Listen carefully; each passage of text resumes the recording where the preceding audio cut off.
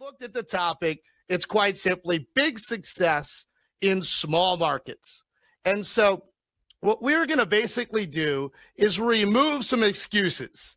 And what we're going to remove excuses of is where I'm born or where I operate, the size of my market, my community is limiting my success. So, in my home state of Louisiana, we've got lots of small towns. So we've got real estate agents and realtors that operate in what we'd be considering small markets. So in tonight's show, I thought it best to bring somebody that I recently have met, I'm a huge fan of, and he is having huge success in what the statistics would say is a small market. So I'll introduce him in just a moment. Just to give you an idea, I looked up TV markets to give you a relevance factor here. So in other words, when TV broadcasters are looking up what they're going to charge you to watch on commercials, our home state, so in my home city, my television market is 51st. 51st. So we're smashed between Memphis and Providence, Rhode Island. The gentleman I'm about to introduce you to is 197th TV market. And they are just above Mankato, Minnesota, and just below San Angelo, Texas, whatever the heck that means. So one more thing, if you guys are watching live or the rebroadcast, the word of the day is putter. It is Masters Week. The word of the day is putter. And if you hang on to the end of the broadcast, I'm going to tell you what we're going to do with the word of the day. So without further ado, let me get into my guest and let him introduce himself to you, the office hours community. His name, I'm going to call him JP because that's who he is. He is Wyoming Homes. And let me tell you, I sat at a recent convention with this gentleman for 3 straight days. So it's kind of like flying an airplane. You either get lucky or unlucky who you sit next to. And I got super lucky because we're in the same industry and we were able to just kind of laugh and kick things around. So I really enjoyed getting to know this guy. And once I figured out how successful and the kind of guy that he is, I thought he'd be perfect for the office hours community. So JP, I'll let you say hello to the audience. You know, tell them whatever from your bio you want, and then I'll come back and pump you up even more because your humility will probably show. Let's say hello to the office hours community, my man. Cool, man. JP Fluellen. I'm from Cheyenne, Wyoming. We've got like 68,000 people here. We're just 30 minutes north of Fort Collins, Colorado. Let's see here. I've been in the industry for about 8 years, but I did investing for about 3 years before that, and then before that, I worked at Enterprise Rent-A-Car for 3.5 years, and just hated it. And I was working 55 hours a week for $600 a week, and so here I am. I've been doing it now, and I love it. Love the real estate industry. I would not choose any other career. It works very well with my ADHD, so it just that. Yeah, I know, right? For a guy that can't stay focused for very long, it works really well with my big personality. And I was in a band for 7 years, doing real estate and doing gigs on the weekends. What instrument did you play, by the way? So started off playing acoustic guitar, and then I jumped into playing electric guitar. And then I also did some rap and some hip hop and some beatboxing and some fun stuff like that too. So excuse me. Wait a minute. So we're going to have to come back to that. So just because, you know, a little known fact about me, JP, I don't think we got to this, but I used to play rock and roll drums. Oh, right on. Nice. Got a little music. And in fact, me and Jordan, we call them on the ones and twos there behind the all making the magic happen for a broadcast. I tell them all the time, look, I don't know much, but I remember how to plug in an instrument and make sure the audience can hear us, because we couldn't get paid. So a microphone's an instrument to me. But man, wait a minute. I dabbled in guitar, but how big of a transition is it from acoustic guitar to electric guitar? This stuff. It's not bad. And then I also played bass, and that was my first instrument. I played bass guitar for a really long time. So switching from bass guitar to acoustic was really, really hard because it's not so much about notes as it is about finger positioning. And then switching back from acoustic to electric was a lot like playing bass because it's one note at a time. You kind of know what key you're in, and then you just go from there. So it was a little bit easier playing electric than it was playing acoustic, just because of the way that you have to do your finger positioning. So yeah. I love it, my man. I really do. That's awesome. So, for my office hours audience out there, let me explain a couple of things that JP kept out of his introduction because I knew he would be humble. Okay. First of all, I'm going to skip past that stuff. The guy does all of these things, and you have 4 kids, right? I And a do. lovely wife. But let me get to some of the awards. The guy's top 5 in his office of over 70 agents. He's International Diamond Society, International President's Elite, which means he's top 3% in the world. In the world for Coldwell Banker. And he does all of that in how big is Cheyenne again? 68,000.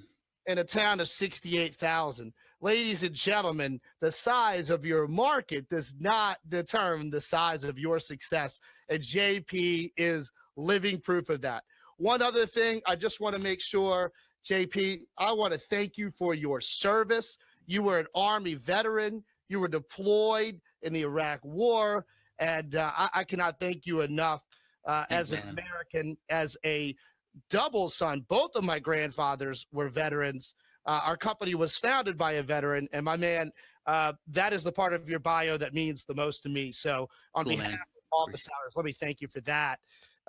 Because look, man, I think that it's a good place to start off, because I really am curious. Tell me a little bit about that experience leading into what you did after that, right? Enterprise, and then ultimately being a successful real estate agent. What'd you learn in the Army that's carried over well to your success as a real estate agent? So, in the Army, dude, like you got attention to detail. That's huge. Because the difference between making the right decision and a wrong decision could be your life or someone else's. So that's something that definitely carries over to, when you're looking over contracts. I mean, you've got people's, the next steps in their lives in your hands, and if you're not paying attention to, what you're writing in your contracts and what direction you're going, and just knowing,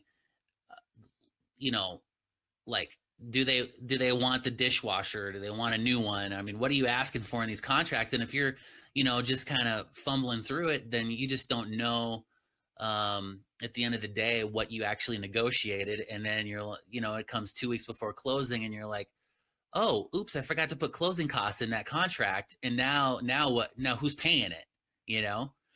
So, I mean, it's those little things like that determine whether or not you're going to be successful. And, and then also speaking up for yourself. So, like in the military, like you have officers that are coming to you and asking you, different things about your job. How's things going? How's life? How's things with that? And if you don't speak up for yourself, because sometimes there's this like lording over mentality that you feel when you have an officer asking you questions. You just feel like it's the difference between, getting sent home or getting kicked out of the military if you say something wrong. Well, you've also got to speak up for yourself when you're negotiating a contract too, because sometimes it comes down to, $200, and, who's paying that deductible or whatever, and it's like, you've got to learn how to speak up and defend your clients, when you're doing a negotiation on a contract. So if you're not speaking up and representing your clients well, then a couple things can happen. You can possibly lose a contract, or, not get some things that, could have been negotiated if you would have just been like, hey, my clients really want, that hot tub in this deal, you know? And if you don't get them that hot tub, they're going to be like, dude, what are we paying you for? Right. So those are some huge, huge takeaways from, I was in the military for 13 years. So Mhm. you just kind of learn how to, speak up for yourself. Just because somebody's an officer versus somebody that's enlisted doesn't necessarily mean you can't, speak your piece. Yeah, no, absolutely. I think that's a really good point. Two things that struck out to me there were number one, attention to detail. I think that there's so much that goes into a real estate transaction that's behind the scenes, even, but especially just the stuff that our clients end up having to sign, the contracts, the disclosures, all of those things. People don't think about them as important, and the reason is because as an agent, if I'm doing my job, I make that really easy for you. And so I think attention to detail is huge, right? That's why all those things, shining your shoes, making your bed, the early morning Yeah. workouts. The only reference I had to that, I was not in the military, but I did go to Catholic schools my entire life. And so I got more detentions for not having my shoes shined or my belt on or all those little things that it was a great lesson, not near as severe in attention to detail that I was going to be copying the dictionary if I didn't have my shoes shined. So, Oh, yeah. Well, it's tough, dude, because right now, like, you don't shine your shoes anymore. So yeah, a lot of those like attention to detail skills that they used to have in the army, back in the day, they don't do them anymore, dude. really. Yeah, you have green boots and so you don't iron your uniforms anymore. So all of these like very like classic militant, things that you used to do, they don't do that anymore. My wife was active duty Air Force, and so I got to see that transition from when I was in, and then she got in, and so that's where it was like, I'm like, come on, no shining shoes, dude. That was like 50% of being in the military. Yeah, no kidding. Wow. Yeah, because that's like all you remember. That's probably all I would remember too, because I know. Get yelled at. Now you can't even hardly yell at them anymore. right.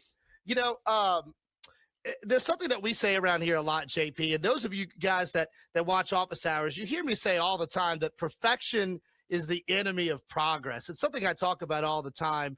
And one of the things that stands out to me that I remember, I wish I could remember where I heard this, but it was an Army story about someone who was, I don't know the terminology, JP, maybe you can help me with this, but he was in charge of a small group of tanks. So what would you call that? Like not within the Oh, big, he was probably like a platoon leader. maybe a platoon leader, right? But his job was to make the plan for where that section of tanks was going to go. And he was really, as you said, it's dire consequences. So he was waffling, he couldn't make a decision. And finally, the officer above him took him and put him against the tank and said, an average decision today is better than a great decision tomorrow. Make a decision and move, right? Yes, And yes, I agreed. remember that because what he was thinking about was the worst thing you could do is sit here and not take action. Action Yes. beats inaction. And so what I talk about all the time is perfection is the enemy of progress. I mean, you can look at office hours alone and see we've made every major screw up you possibly can, but we're not going to stop. And we're not going to be afraid to continue to broadcast live. We've crashed. We've had audio issues. You name it. But look, man, you can't wait for things to be perfect that you're never going to move, right? A No. decision and then action is always better than inaction. And that's an Army story that I remember. I wish I could remember where I heard that.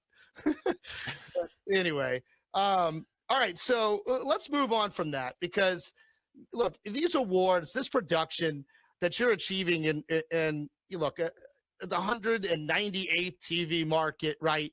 But it's big production. So what I'm curious about is first of all, on office hours, we get a lot of folks that are relatively new to the business, kind of kicking their business back off or looking for that spur. So take me back to when you first started in real estate, when you were what we call a new kid on the block. What do you remember that was like the one thing that helped you succeed when you were brand new? Like, what was it where that kind of got you over the hump to where you're like, I can do this? Can you kind of take us all the way back to being a new kid and what that was like?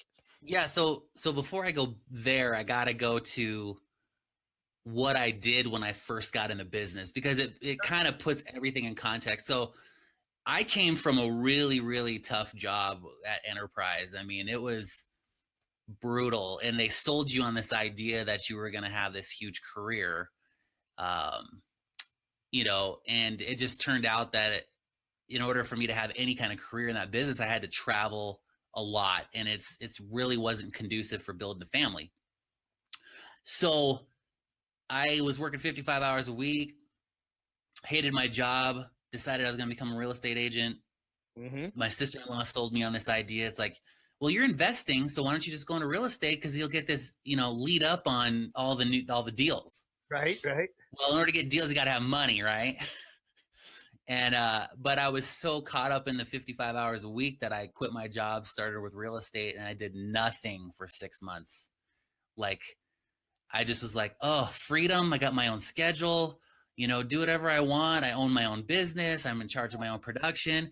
And I went to work for 3 hours a day and then went home and played video games for 4 hours a day. So because I was so sick of working. And then, the thing that really like turned the tables for me was I had a mentor.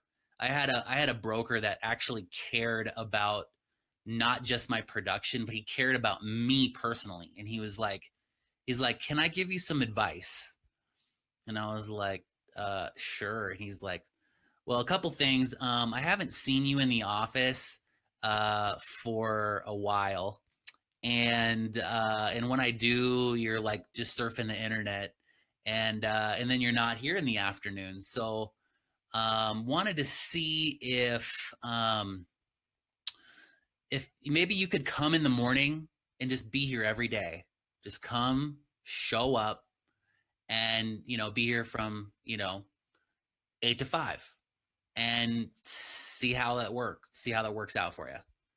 So interesting enough, if you treat real estate like any other job, it will reward you back.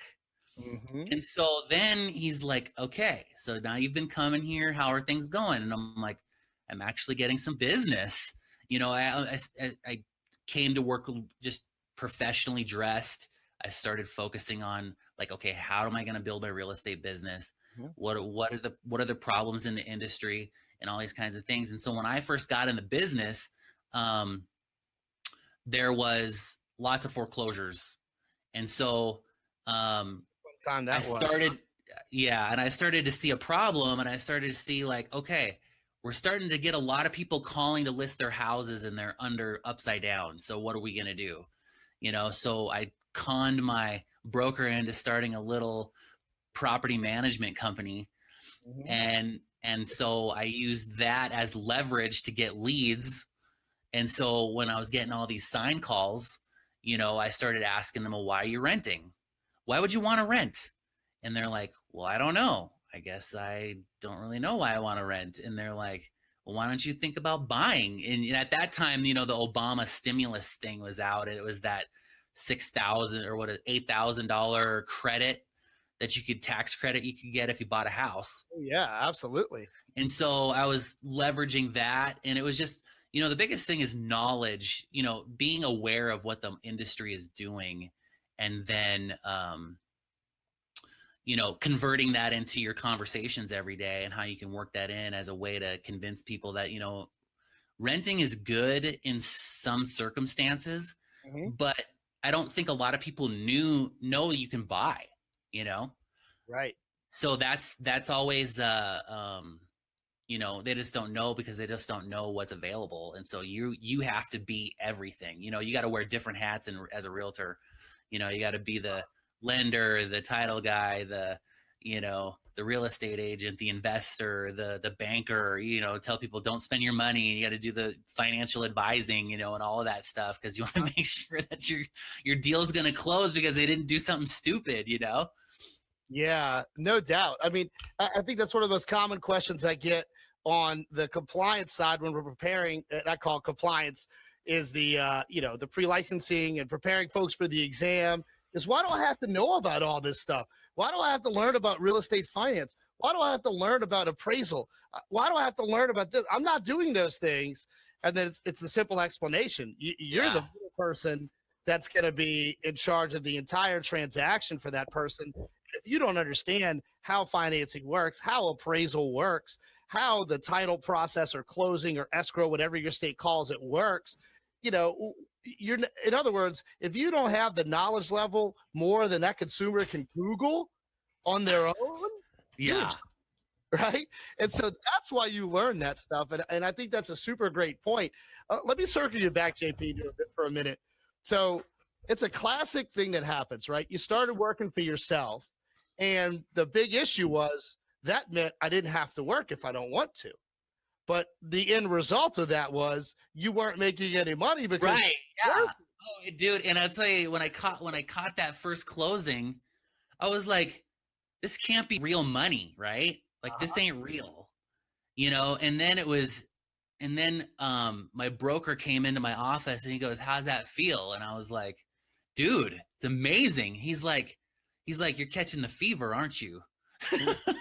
And he's like, "There's, people, there's, it's funny, everybody does sales, and they get into an industry for different reasons, and you know, and for me, coming from a sales background, because I did door-to-door sales in my past for a year, slinging meat out of a truck and stuff.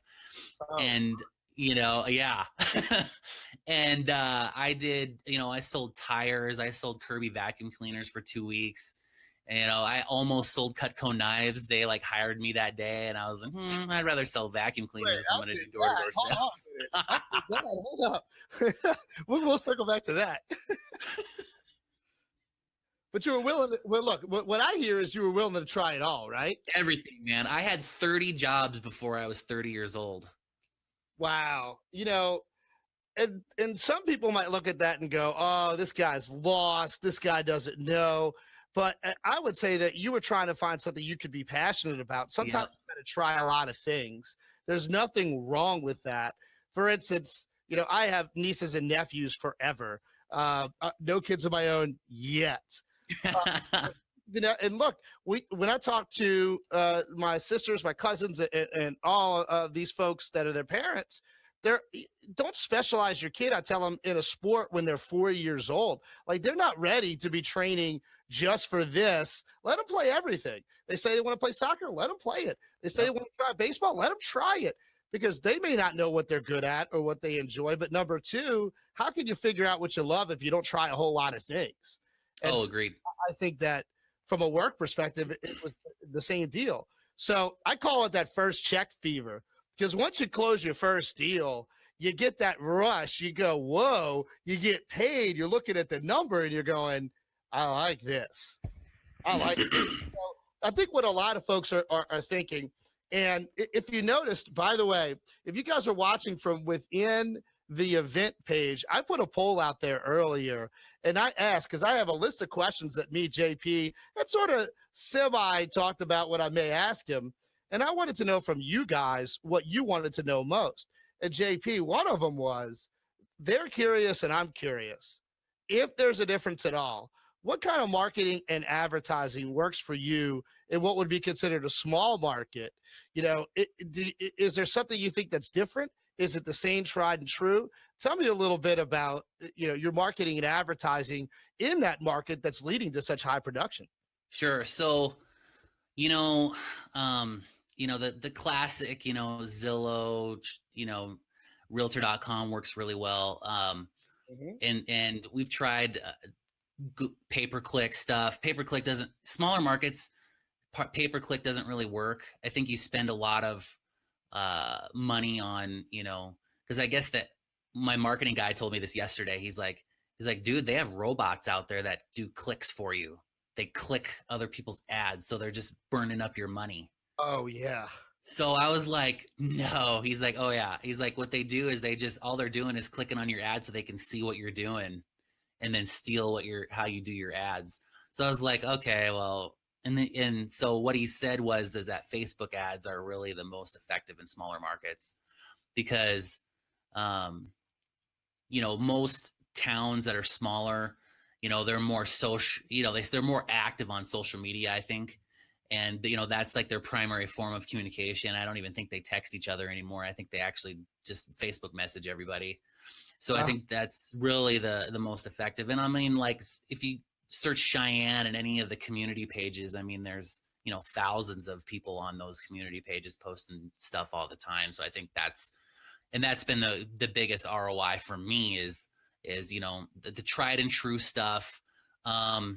We've done some, just listed, just sold cards, but everybody's doing that. So it's one of those things where you got to figure out what your differentiator going to be. Like, how are you going to set yourself apart? Like in Cheyenne, our market is brutal. We got 400 agents in our market. So, I mean, you figure there's only about 160 unique people that don't know a realtor, and everybody else knows 4 or 5 of them, Stat of the day right there. I love that. That's the stat of the day right there. Yeah.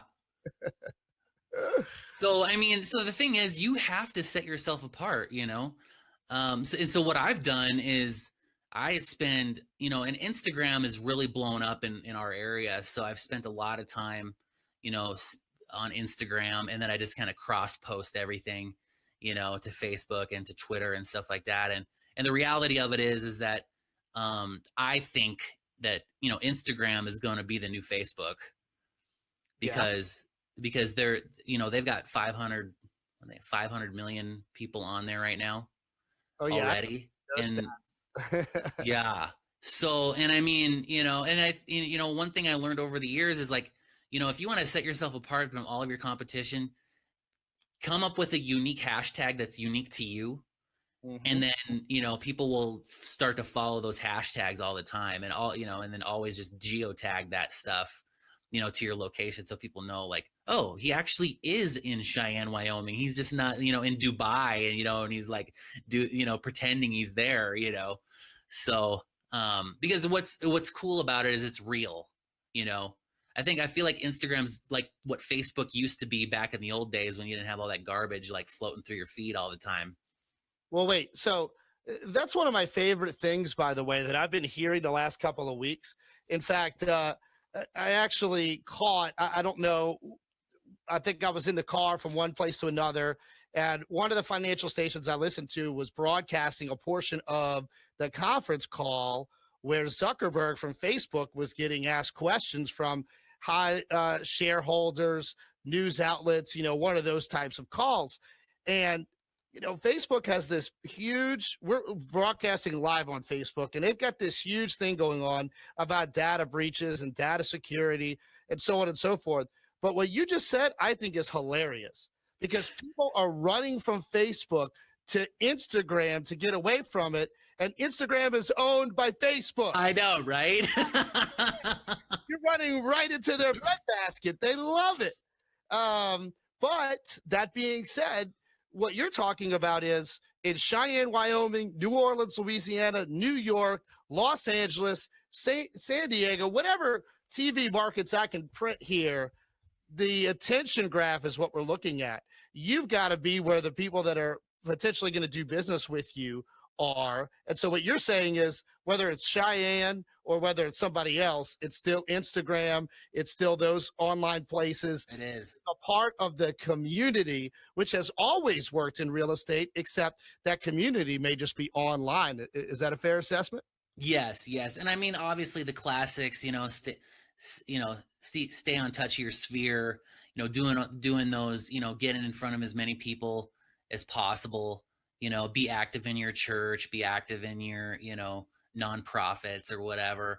And, always be trying to work real estate conversations into everything, because the one thing that you can sell in real estate in any conversation is real estate, and it's not like you're pulling up, your MLM or, your LuLaRay or whatever, selling that stuff you can't have a conversation about that, but in every time you're talking to people, you can always bring up, do you rent or do you own? Oh, are you new to the area or whatever? Like, you can always have those conversations. It doesn't feel salesy, Yeah, no kidding. That's something that I think sales has changed a lot in terms of, me and you would have been having this conversation, personally over a coffee, and hopefully somehow, some way, telling the story to our friends about what we talked about. So obviously the mediums are different, but the foundational principles of sales are still the same. You kept talking conversations, and we say all the time, conversations lead to closings, right? Yeah. Conversations you have that insert the words real estate, the more often you're going to get paid. And Yes. so I think that what's old is new again, and what's new is old again. The conversations are just happening in more places than they used to, right? Yeah. You And got more places to manage. Yeah, go ahead. yeah, I was going to say, and in another way, and if, if some people are not, salesy in the industry, but another way that you can get the conversation out there without actually having a conversation is pull your phone out and just start having a conversation when there's a bunch of people around on your phone about real estate, and people will go, "Oh, you're in real estate?" So like have one of your friends call you when you're at the gym in the locker room and start BSing about real estate, and the next thing you know, 5 people in the locker room are gonna come up to you and be like, so you're in real estate? Yeah, how's the market? And then go from there. But if you don't know how to, but you got to be ready for it, because if you're not ready, because it's gonna happen, it happens every time. But if you're not ready for it, you got to be able to respond to that and be like, oh, well, that really depends on if you're a buyer or a seller. Right. You know?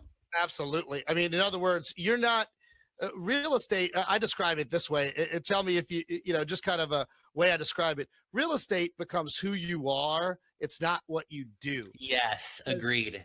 Turn it on and off. You can't be sitting in church on Sunday and somebody comes up to you and says, like, Easter is one of the most attended days church every year. And somebody comes up to you, wants to ask you a real estate question. You can't go, no, sorry. I don't talk real estate on Sunday. Right? Like, ain't that the truth? Do that. Yes. So, I think that's a great point. You've always got to be willing to have those conversations, because most people don't have a real estate agent in their back pocket until they meet you. That's right. They have a real estate need to buy or sell. They don't have like a speed that they can't think of somebody. So we call that the moment of truth. And so being in touch with your sphere is how you're there at the moment of truth, right?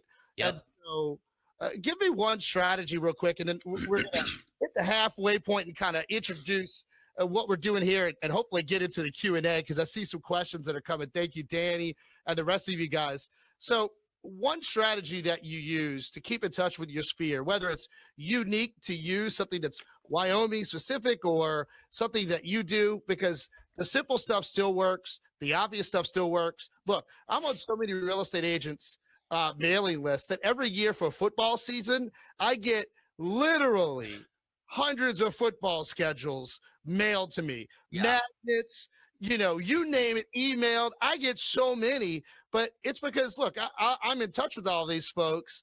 But what I'm saying is, doing that, even though everybody else is doing it, is better than doing nothing. Yes, I agree. That doing something different. Yeah.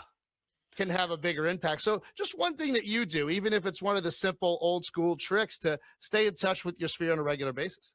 So I do, I send out a video twice a month to my sphere.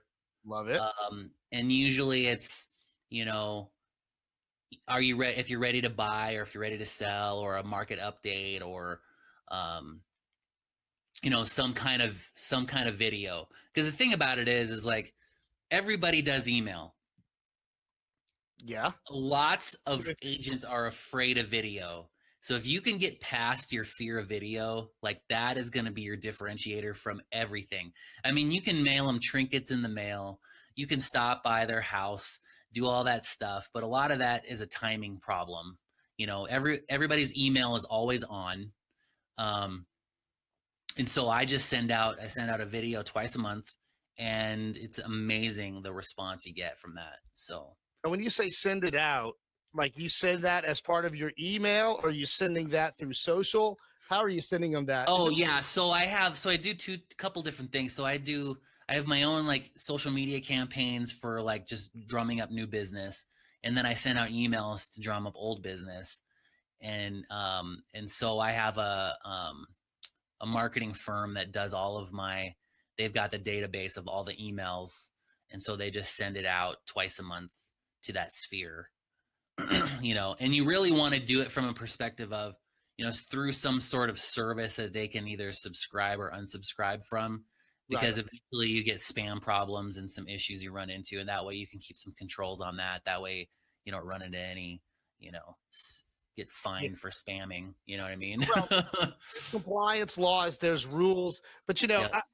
the past couple of years, JP, and you're just the latest on the list, which is why I feel lucky that we were sitting next to each other, because I've spent the last 2 to 3 years interviewing and getting to know as many top agents and brokers from around the world as possible. And what I have is a model, and there are certain foundational principles that again and again and again come up. And you've mentioned several of them. And so one of the things I want to share with the office hours audience, you guys that are real estate agents out there, whether you're new, you're about to get your license, just got your license, have had your license, need to kick it off, want to get to the next gear. Listen, some of this stuff is not rocket science. It's about actually doing it. So as an example, JP, what I was getting at, you talked about email. There's this one particular agent that I met, and he specializes in just beating up his email list, right? Just every time there's a new listing, boom, he's like, boom. He goes, I'm not sending enough emails if people are not opting out. Yeah, no, I agree. I mean, I think I got 1,000 opt-outs in the last 2 months. But for new folks out there, I want you to really understand that if you're afraid of people hearing too much from you, the real question you need to be asking yourself is, do they know who you are at all? And when you got other agents calling you, telling you that you're on their stuff too much, then you're doing the right thing, because you're disrupting the industry.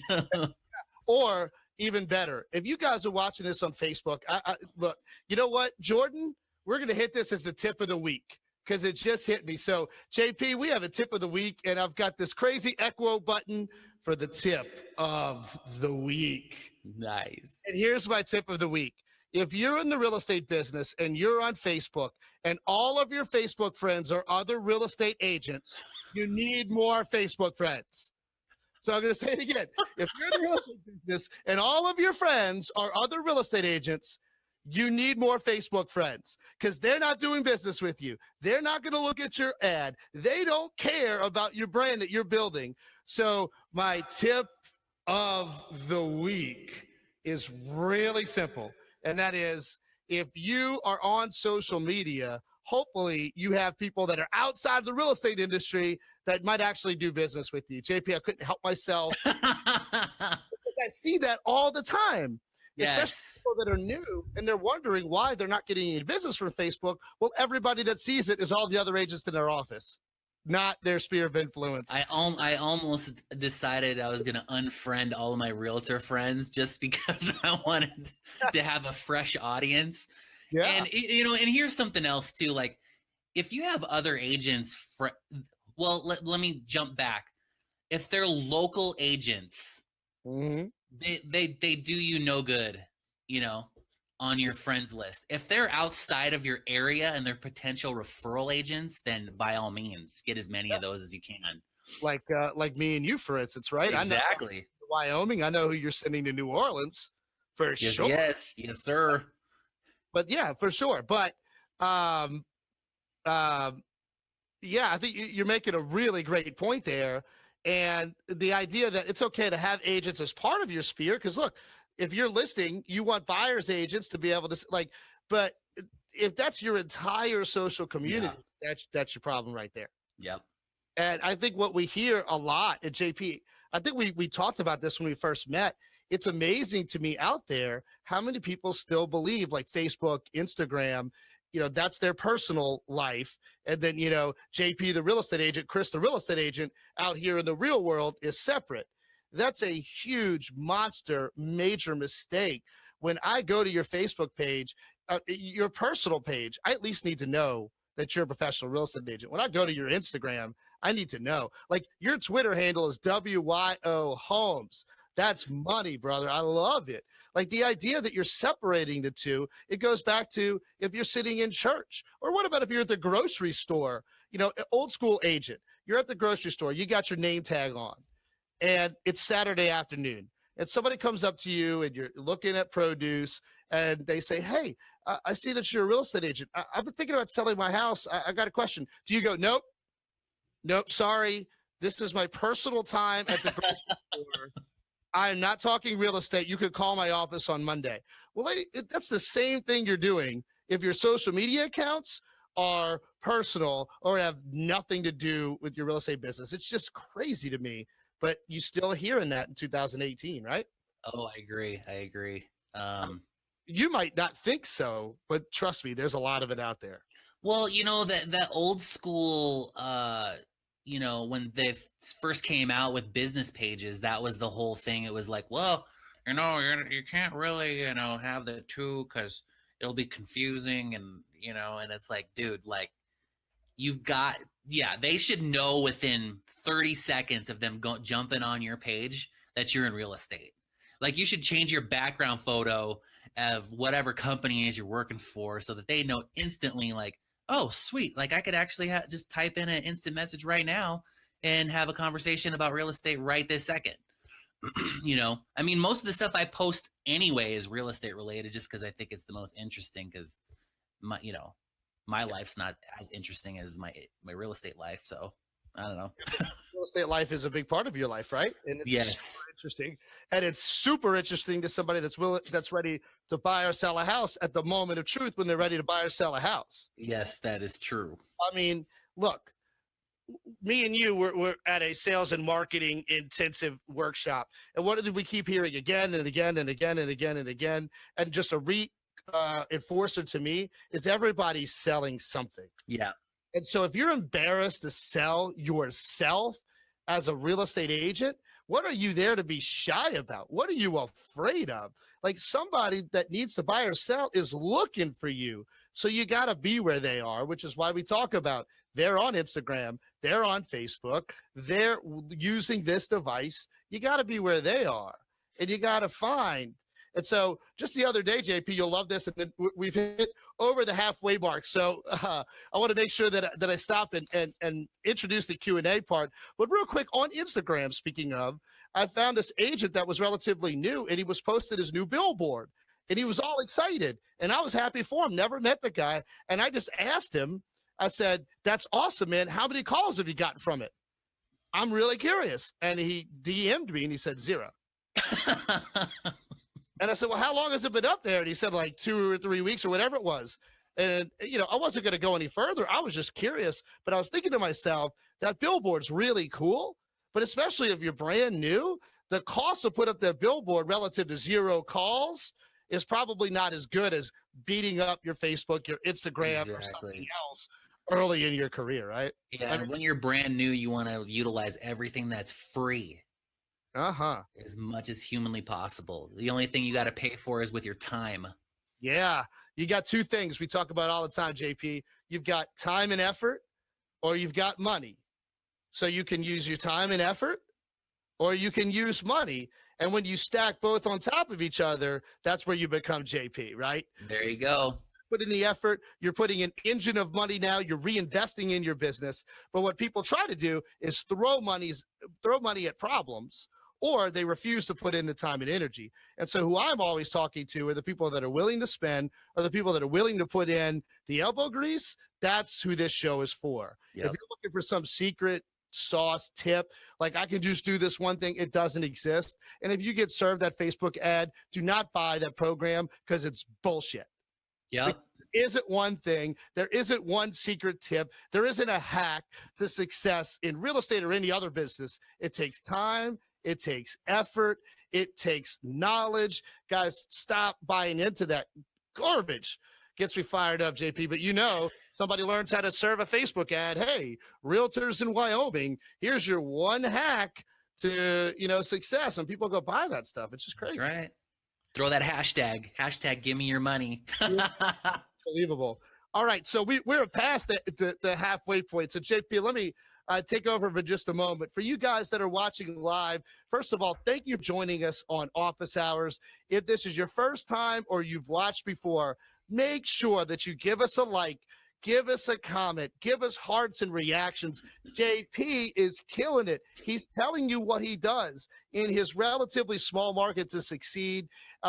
Let's make sure that we let him know how gracious we are for his time and for his knowledge. But guys, if this is your first time joining us, Office Hours is a real estate show done live for one reason, and that's for you. So if you've got a question for me or for JP or for just us, whether it's related to what we're talking about or real estate in general, there's a couple of ways you can ask your question. First is, if you're watching on Facebook, put it in the comments. If you're watching on YouTube, put your question in the comments. Or if you're on Twitter/Periscope, use the hashtag office hours, and we'll be looking for your questions there. So, JP, one of the fun things about office hours is that live Q&A, and I love it. And it's fun because for me, I want to help people. And one of the things about doing a show live is you can't fake it, right? So I don't have a script here. I don't have something. So if somebody asks a question and I don't know, then I'll tell them that, but I'll look it up and I'll find out. But most of the time, the questions are pretty basic and simple. So let's start first with this one. And JP, so we're going to get to the questions from the audience. We're going to show them on the screen. And by the way, JP, I'm using some new broadcasting software. Are you seeing the stuff that I'm putting on the screen as well? I'm seeing the orange flashes. Okay, that tells you something's going up. All right. Yeah. Well, so here's our first question, and it comes from Danny. So, Danny, thanks for watching. Danny, by the way, Danny has worn out his bracelet. So, Danny, not only did you get a question on board, but I'm going to make sure to send you a new bracelet because you, I don't even know if that's the right term for this. Bracelet sounds, but effort always wins is what it says. It's a mantra we have around here. And his, you can't even see the words anymore because he wears it so much. But his question is, do you think there's such a thing as oversaturating your social media?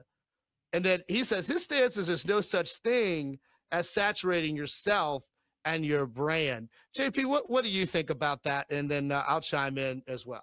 Sure. So the thing is, like, you're never going to be McDonald's or Nike or FUBU or any of these like brands that, you don't have the resources or the time or the money to become these big brands.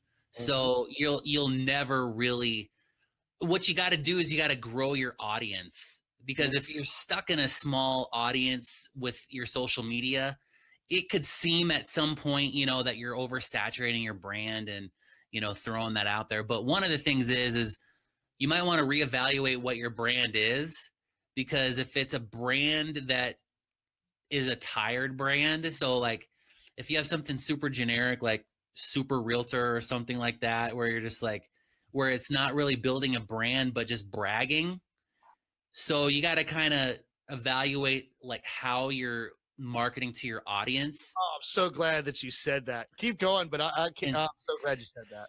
And then also make sure it's a brand that people want to hear, because you've got to and evaluate what your content is, because if you're not bringing value, then you're not bringing anything. You're just being annoying, so just kind of think about that, and then think about being unique. Try to follow others, follow as many people that are in your space as you can to see what they're doing, and then don't do that. Do something that's unique to you. Yeah. I love that. So number one, I love that you said that to add value. And I noticed, and hopefully you guys noticed, one of the things that I liked about JP when he kind of introduced himself is that you notice I had to tell you about his awards. I had to tell you about, where he stands as far as his success. I had to go ahead and brag about him. You know why? Because me and him both know that you don't care about that as much as you care about what he's going to bring or what we're going to talk about that's going to help you. And I think that's a great lesson for real estate agents and anybody that's selling in general, is that at the end of the day, is what you're doing bringing value to the consumer, or is it an avenue for you to brag? And so, JP, I'm going to kick this to you, but I have something that I teach when I talk. I have a class I call the killer listing presentation. And the killer listing presentation is basically my take on, in the modern age, from when you show up all the way through exactly what to do. Okay. And one of the things I talk about in the killer listing presentation is that if you actually get to the presentation part, I really, really hope that you're not leading with your awards and how much money you made and your commission. And so many agents, that's like the first 10 slides. And you don't understand, the consumer doesn't give a shit. They want to know what you're going to do for them. So, JP, what do you think about that? And I've got to hop up and charge my computer real quick. What do you think about what I just said? Because I'm telling you, the consumer doesn't want to hear that. They may need that verification later, but not right off the bat, right? No, what they, it really comes down to a few things. What value do you bring to the table? Like in a listing presentation, it all comes down to that. I mean, they what they really want to know is how much is their house, how quickly you can sell it for the most amount of money, and then what's your marketing plan? Yep. And how are you going to do it? And one thing I was listening to, they want to know how you're going to solve their problem, right? Yeah, their problem is I need to get rid of my house and I need to make money at the end. I don't want to bring money to the table.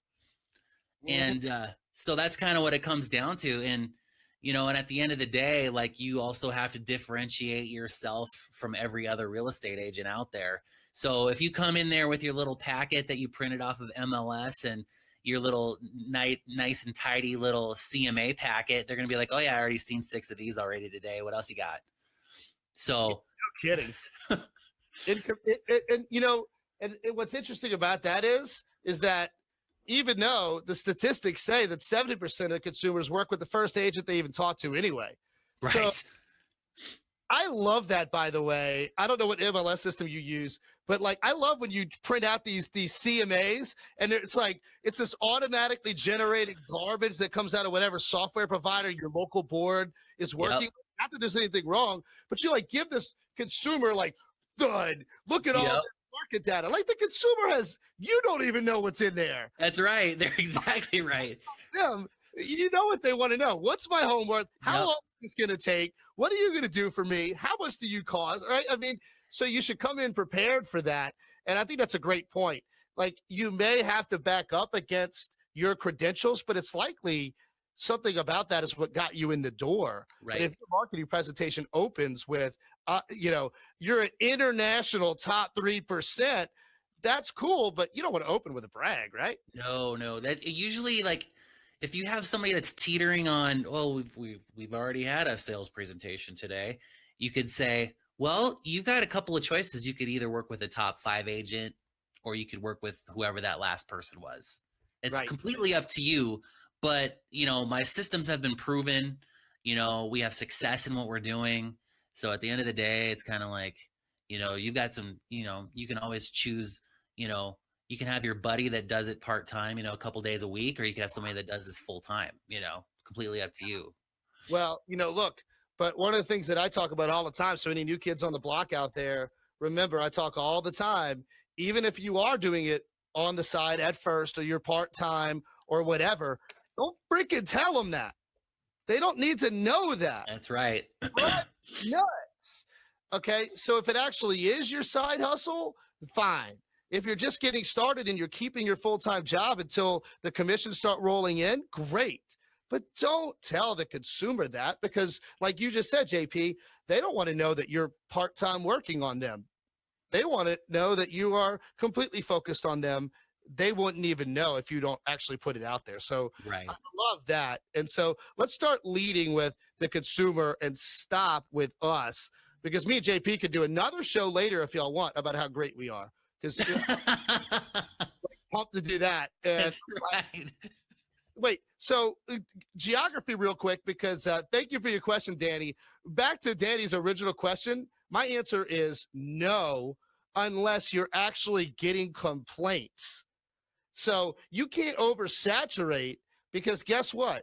If nobody knows who you are, they can't do business with you.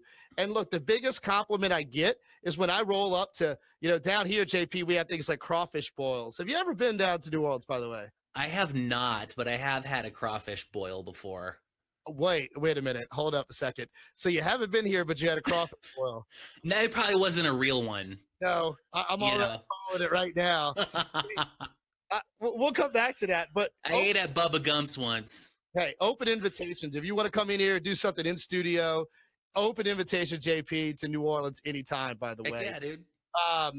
So, but back to my point, and back to what we talk about all the time, is that when you're on social and when you're putting your stuff out there and when you're trying to brand and when you're trying to do these things, like the biggest compliment I get is when somebody that's just a friend, a colleague, sphere of influence, right? They always say things to me now because of these live broadcasts. What's up, internet star? What's up, Mr. YouTube? And guess what? What does that mean? It's really a compliment wrapped up in a joke. Yeah. Is they freaking saw it. And That's what right. it also means is they respect it. And number three, if they're going to real estate school, they're looking for real estate training, or they're looking for insurance, mortgage, appraisal, all these things that our companies do, my hope is that we've offered enough value and that they know who I am, that they're going to do business with us, right? So if I wasn't hearing that, I would be concerned. And so if nobody's telling you that they're seeing your stuff on social, you're not doing enough. So I want to jump to the next question because, JP, I think this is in your wheelhouse. And to show you, this one comes from YouTube. So we're being simulcast, Facebook, YouTube, and Periscope. We're all over. Plus, christalks.com/office hours, the watch page. We're all over the place. And look, JP, if you got time. I got time, man. You're the man. Because, well, in Wyoming, you're 2 hours behind, huh? It's still kind of early for you. Yep. All right. So Jennifer asks on YouTube that she's from Bismarck, North Dakota. And they have 467 agents. I like her. She's very precise. With a population of 68,000. Oh, there you go. So she can't get a listing to save her life, she says. JP, my man, what would be your advice to Jennifer, even if it's something we've already said? Sure. So if you have a budget, then I would do some research on doing some Facebook ads to a landing page. And on that landing page is what's my home worth, that links you back to your website. So you collecting, basically what you want to do when you're looking for listings is you want to collect names, numbers, and email addresses. That's what you need. That's the name of the game. So if you can get and there's a bunch of places on the internet, landingpages.com, and there, all sorts of stuff, or, and so that's what you need. There's other companies out there like Bold Leads, that it's like $500 or $600 a month. They will use that money to create all of your Facebook ads and your landing pages for you and create listings that way. The other thing you could do is, just post your website on every piece of social media out there, and, just do hashtag what's my home worth on Instagram, and people are going to click on it and they're going to know, like, oh, it's you. Oh, you're a realtor. Oh, well, I better follow her and figure out what my home's worth. So those are other avenues you can do. As a matter of fact, a little disclaimer, I grew up in North Dakota. So okay. So I know that market. So these are real things, like those. And that's the biggest thing is, and then also market to your past clients, because they will become sellers at one point too. So, if you go back, and I don't know how long you've been in the industry, but if you've been in the market for 3 years or more, at some point here in the near future, some of those past clients are going to sell. So, market to them as well. Keep on top of your past clients. Absolutely. Look, JP, I think that's a bunch of really good advice. But my first question to Jennifer is the obvious one. And Jennifer, you could tell me this off air, send me an email, hit me on Twitter or something like that. But seriously, there's the obvious question. What are you doing right now? Because you're saying you can't get a listing to save your life, but I don't even know what you are doing. So my question would be, first, are you doing something that's not working? Are you not doing enough? Are you just wishing you had listings and wondering why you don't? Are you marketing in the wrong places? So it's kind of an incomplete question, right? JP, you gave a bunch of advice. We don't know if she's doing any of that, some of that, part of that. But Right. the biggest thing that you shared was that number one, Facebook is the tool, the CRM, the way you can reach your specific market. And I think that if you're not doing enough on Facebook, if she hasn't spent money on Facebook, then she needs to start doing that and target your market because Facebook has an audience like for people that are looking to sell their house. I mean, it's not rocket science. Take out your phone, put a video, right? 15 seconds. Tell them, my name is Jennifer. I'm a real estate agent, Bismarck, North Dakota. I would say, because I'm from the South, it's freaking cold right now, but I'm recording this video for you. I love doing CMAs. If you want to know what your house is worth, click right here. And then what you said, it clicks to a place where I can get their email address and send them the CMA, and you're on your way. But then there's one other thing, and JP, I'd love your opinion on this. Jennifer, okay, you can't get listings. Why don't you get out there, find a bunch of buyers, and sell those darn listings? There you go. Right? I mean, are we focused on the problem or the solution here? What do you think about that? Or get in front of listings that your office already has and do a video standing right out in front of the house and say, hey, I think this house is going to sell in whatever you think the average days on market in your area is. Call me and we can do the same thing for you. Here's my number. Here's my email address. Hopefully we'll be hearing from you soon. Mm-hmm. I think that, so JP, in a small crowded market, I guess what my curiosity is too. So, Bismarck Wells, Cheyenne, a lot of real estate agents, I love that she knew the math. And I like the math of how many realtors per population, per transactions, and so on and so forth. A lot of people think their market is crowded, but there's other markets that are way more crowded, right? Way more competitive. So, and the other thing too is you got to remember that it's only the top 20% of those 400 agents that are doing any deals. So yeah. I think what it is, it's a limited mindset that you're actually not getting any listings when it's like, okay, let's break this down. Let's reverse engineer the reason why we're not getting listings, And really what it comes down to is if you've only been in the business for 3 years, I would focus solely on buyers. It's the low hanging fruit, just get after it because that's what's going to control your paycheck in the beginning is your buyers. Your listings will come. But the thing is that listings are a little more difficult unless you have repeat business, and also without a pretty decent sized marketing budget, it's really hard to get a corner on that because you're competing with other, higher wheeling and dealing agents in your market. So well, sure. And that's why listings are important. Buyers, they cost more money to acquire because like you said, generally you're having to pay for buyer leads. But everybody out there at this moment, Realtor.com, your Zillows, whatever other, they still haven't really mastered seller leads yet. It still is the gold mine. But that's why your sphere of influence that you come with inherently, you got to be all over it and make sure that your neighbor, your mom, your best friend, and all of these things, that they know who you are and that they know that you sell real estate. And you don't want somebody close to you to go list with another agent simply because of the magic question, which is, oh, JP, I didn't know you did real estate. I know. Oh, that is the death nail right there. Oh, new agents, man. If you've ever heard that, guys, put it in the comments. Like, I didn't know you did real estate. Like, it's almost the exact words. And if you hear that, that's the death nail right there, man. Yep. All right, well, let's get to a couple of more because we're asking for questions. JP, you got some more time for our audience? Yeah, man, whatever. Let's do it.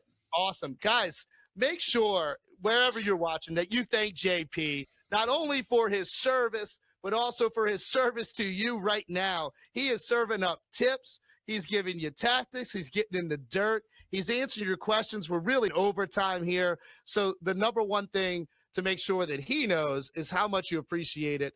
in addition to all the love I'm going to shower him with. All right, because it's going to get a little embarrassing here after a minute. So.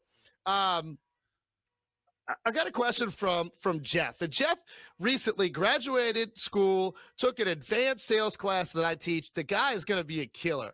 So I believe in him. And his question was, he created a Facebook business page. Do you think it's also necessary to create Twitter and Instagram accounts? I only have a personal Facebook and LinkedIn account. Thanks, and great show as always. Thanks, Jeff, for watching. And JP, I'm going to kick it to you first. So you really, every type of social media has its own, pretty much its unique audience. Right. Especially your Twitter people, like those people are like anti-Facebook, anti-Instagram, you know. Yeah. And so like your Twitter audience is like as unique as it comes.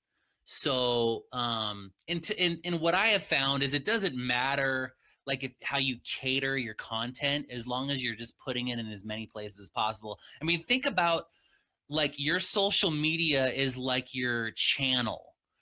So like, you know, so you want to be on as many channels as humanly possible, because, you know, you've got people that watch, you know, ABC, CBS, NBC. So, you know, when they like their shows and they like their content, so you got to remember, like, you got to advertise as many places as humanly possible so people know who you are. Otherwise, you're missing out on your audience. So, you know, I always post Facebook, Instagram, Twitter all the time. Like, that's just where people are at right now. They have the most followers.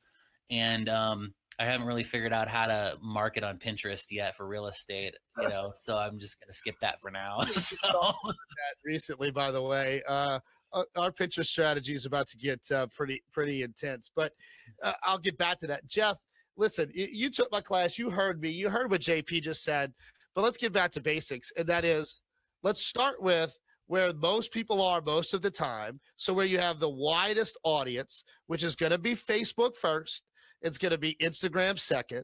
They're both Facebook properties, so there's natural crossing that's going to happen there, integration, etc. So, you know, rather than overthinking it, if you're just like going to go all in on one, you start with Facebook. Period. End of discussion. I don't care what the news says. They own 2 out of every 5 minutes the average American consumer sends on their mobile phone. Think about that. 2 out of every 5 minutes an American is on their mobile phone. They're on Facebook or Instagram. So, Jeff, don't overcomplicate it. You start there. And then it can only help to be other places. Yep. So what I always say is, if you have time and energy, I mean, it's free to set up a Twitter account. Go start engaging with people. It's free to set up a Snapchat account. Start putting stuff out there. It's free to set up LinkedIn. So you can do all of those. And it doesn't cost you anything. It's putting in the elbow grease of engaging with people, right? Making sure that they know what you do for a living, setting it up appropriately. But I think that if you're looking at your energy, your time, your money, you always start where the consumer most likely is going to see you, which you can talk about the headlines all you want. It's freaking Facebook first, Instagram second, both Facebook and Instagram properties.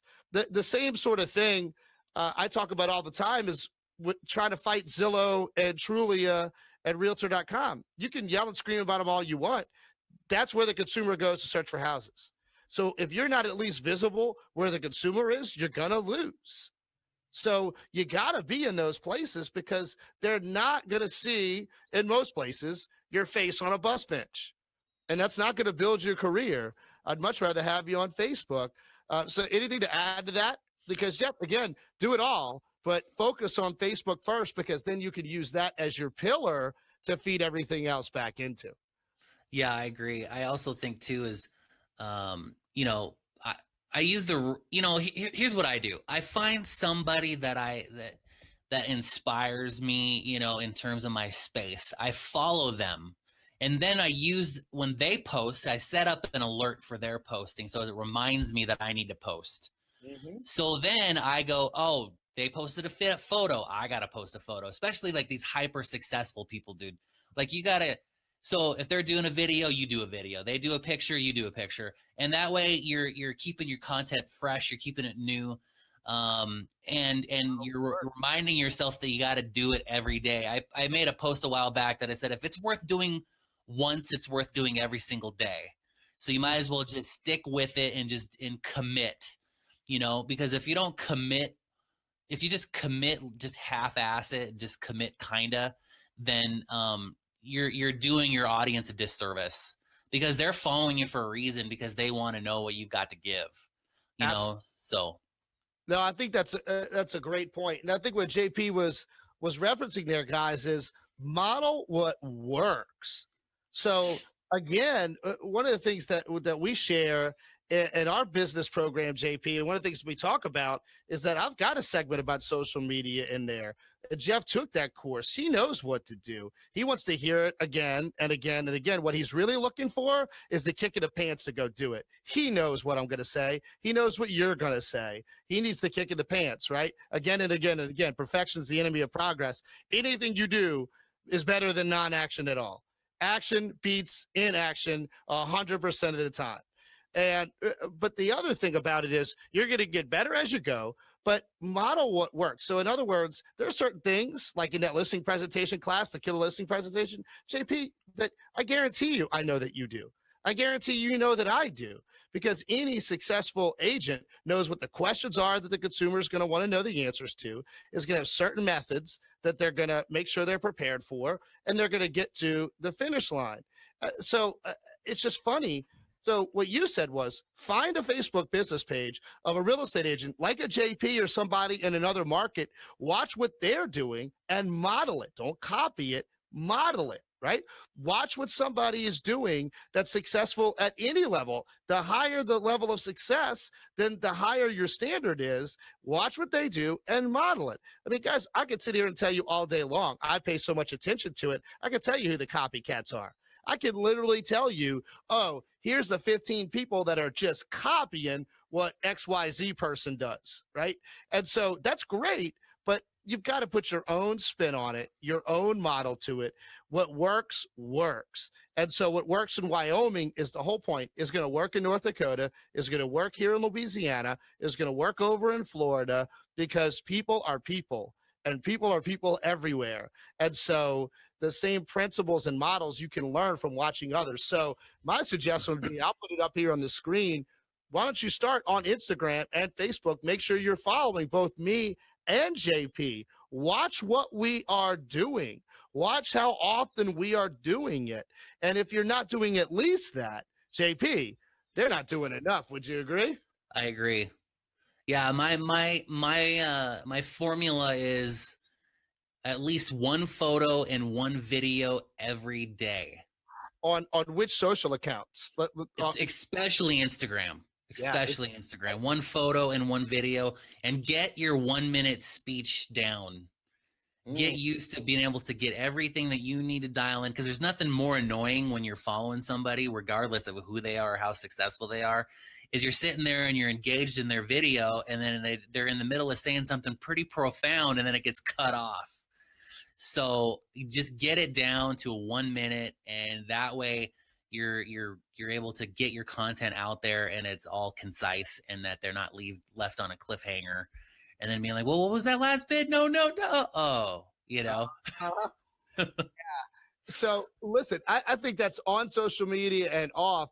JP, something that we talk about and that I talk about a lot is, especially if you're new or you're nervous, you're uncomfortable, you need to have your value proposition. You need to have that 1 minute or less, why I'm going to choose JP, what is great about Chris, why I would choose him as my agent, down pat, like you said. And you know what? The first time you practice that should not be in front of the client at the listing presentation, should not be in front of the buyer at the buyer consultation. You should have looked in the mirror and done that a bunch of times. Look at the dog and do it. I practice all my speeches on my dog, by the way. JP, this is a really interesting trick. So, I give a lot of speeches and speak in front of big groups. When I'm trying something new, my dog Putter is my audience. And here's why. He has no freaking idea what I'm saying. But if he sits there, wags his tail, and looks at me, and I keep his attention, then I know that I've got the right tonality, I've got the right method, that people are going to be engaged, because they care more about how I say it. They care more about my body language than they care about the actual words. So I think the words are important, but what they want from you is that enthusiasm. What they want from you is that level of confidence. What they want from you is the body language of somebody that can do it and will be able to solve their problem. They're not going to remember 90% of what you said in that listing presentation when you're gone, right? That's right. I mean, it's just the reality. And they're That's not right. looking at a giant book that you printed out from the MLS either. I know, right? Oh man. So thank you guys so far for the questions. We're going to get to a couple more. I want to make sure that for you folks that are meeting either myself or JP for the first time, because again, I'm looking and you guys are spread all over the different networks, which is, listen, we do this because it's really hard, by the way.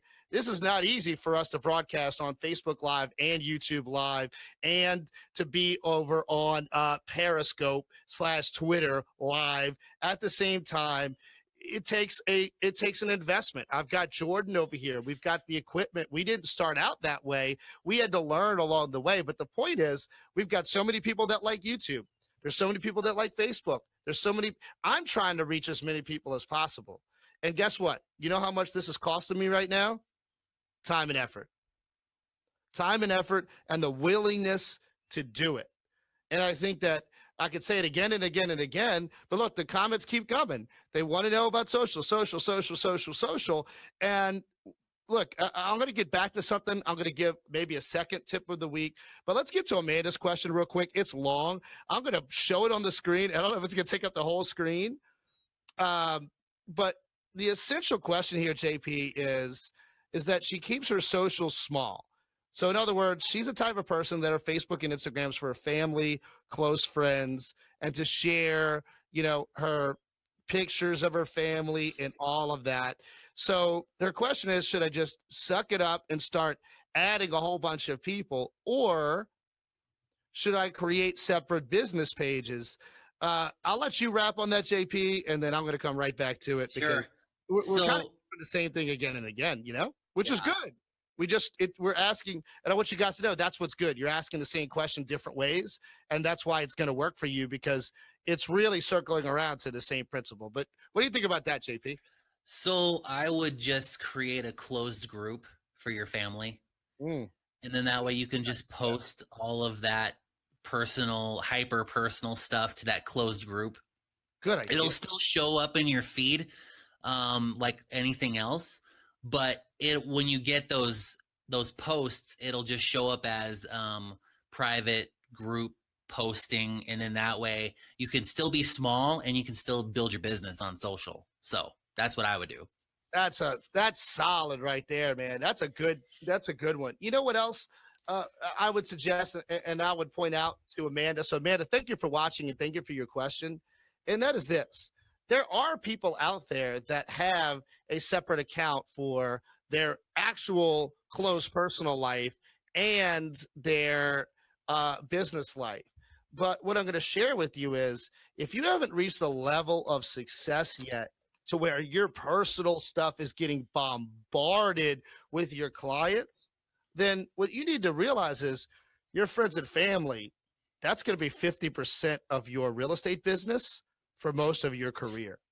So whatever you do, you want to make absolutely sure that you're not ignoring that chunk and assuming that they're going to do business with you.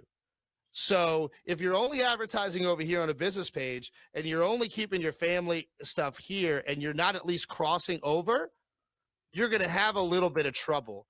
And JP, I'll share you. This is the lesson I learned from my grandfather that I think about to this day when it comes to that. It's real quick. I'll give you the short version. My grandfather was a politician, okay? And he was in the state House of Representatives in Louisiana, and then he was very passionate about education. So one thing led to another to him getting into this business. But he was telling me a story about a senator from another state that was reelected, like, how senators are, like 20 times in a row. And this senator was raised by two ladies significant in his life. One was his mother. The other was his Aunt May. And he was sitting around at like one of those fundraiser types of dinners. And, they were kind of getting into a conversation and poking him. I think it was the night before the election. And they were giving him a hard time. And he pointed over at Aunt May during the course of this dinner and said, well, at least I know I've got Aunt May's vote if I don't have y'all's. And if you know a Southern woman, they naturally are not afraid to tell you exactly. And Aunt May sat back in her chair, went like this, and she told her nephew, I've never voted for you, not even once. And she was dead serious. Oh my gosh. Wait a minute. He goes, what do you mean, Aunt May? What do you mean you haven't voted for me? And she looked forward and she goes, I'll leave the senator's name out. So she said, nephew, you've never asked me. So the lesson there was he took her vote for granted. And all she wanted was to know that she was significant enough to get the call or to get the question from a nephew, will you vote for me, Aunt May? And she would have been his biggest supporter, voted, got all her friends, but she was upset because he never asked. And so, Amanda, what I'm getting to there with you is that, your strategies, we can get real specific on that, but don't take your friends and family's business for granted, because they are the first ones that will use another agent because they didn't know you do real estate, like we talked about, right? because you didn't reach out to them and literally ask them for their trust and for their business, not just once, but multiple times. What do you think about that concept, JP? Oh, totally. Yeah. I mean, the biggest mistake you could ever make in this business is not letting your friends and family know that you're in this business. And you straight up gotta ask, because they will. Because if they don't know what they don't know, Mm-hmm. And so, because I've had that problem before. I was like, dude, how come you didn't use me? And it comes back to, I didn't know you were in real estate, and I was like, what did I not do? That's right. So yeah, and you also got to communicate the way they need to be communicated to, Right. because even if you're throwing a bunch of stuff on Facebook and you assume that they're there, or you haven't actually invited, it's that whole idea that, just because you're somewhere where you assume that everybody's at, but you don't actually reach out, and then you find out they go and buy a house with somebody, and then you realize, well, what did I not do? And it's like, oh, well, you didn't call me, you didn't text me, you didn't email me, you didn't reach out to me on Facebook, you didn't invite me to your Facebook page, you didn't tag me in a photo, so you can't just assume that what it is that you're doing is always the most effective. So you got to try all of it. Mm-hmm. But most importantly, that was sales 101, wasn't it? Yep. That lesson is, don't take them for granted. Always ask them for their business. I think the biggest thing that people don't do is actually ask people. We get so caught up in the tactics.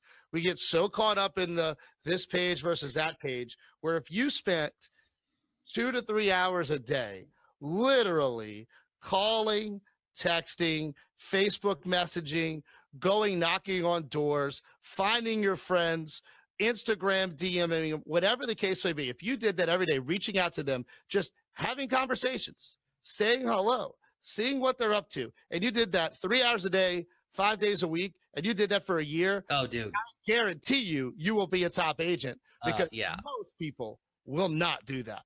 And you want to know the magic bean. The magic bean is to talk to people, and talk to people as often as you can, wherever they are. What do you think about that? Yeah, it is. I mean, it's definitely the, effort equals success. I mean, at the end of the day, if you do no effort, you get no success, you get no fruit.